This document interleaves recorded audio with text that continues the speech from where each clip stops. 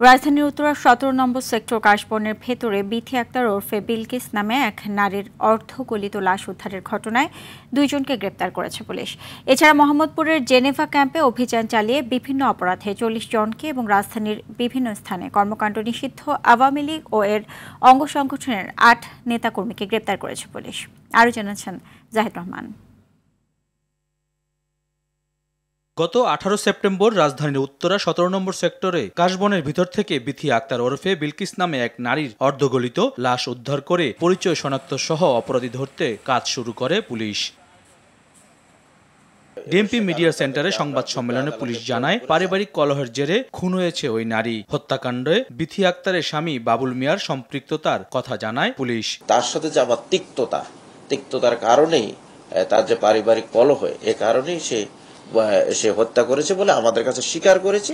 এদিকে রাজধানীর মোহাম্মদপুরে জেনেভা ক্যাম্পে অভিযান চালিয়ে বিভিন্ন অপরাধ ও মাদক বিক্রির সাথে জড়িত ৪০ জনকে গ্রেপ্তার করেছে পুলিশ। সেখান থেকে ৮টি ককটেল, বেশ কয়েকটি দেশীয় অস্ত্র ও বিপুল পরিমাণ মাদকদ্রব্য উদ্ধারের কথা জানায় পুলিশ। মাদক হচ্ছে সবসময় আমরা নিয়ন্ত্রণ করতে পারি, একবার নির্মূল করা কিন্তু সম্ভব না। মাদক ব্যবসা বলেন, মাদক যারা সেবী, এদেরকে কিন্তু আমরা বিভিন্ন অভিযানের দ্বারা বিভিন্নভাবে কিন্তু আমরা তাদেরকে একটা নিয়ন্ত্রণে রাখি।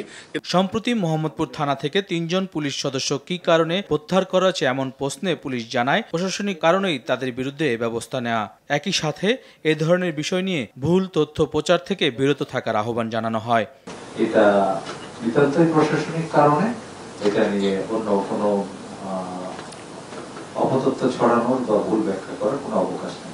এছাড়া রাজধানীর বিভিন্ন স্থানে মিছিল ও কার্যক্রম পরিচালনার অভিযোগে নিষিদ্ধ আওয়ামী লীগ ও এর অঙ্গ সংগঠনের ৮ নেতাকর্মীকে গ্রেপ্তার করা হয়েছে বলে জানায় পুলিশ।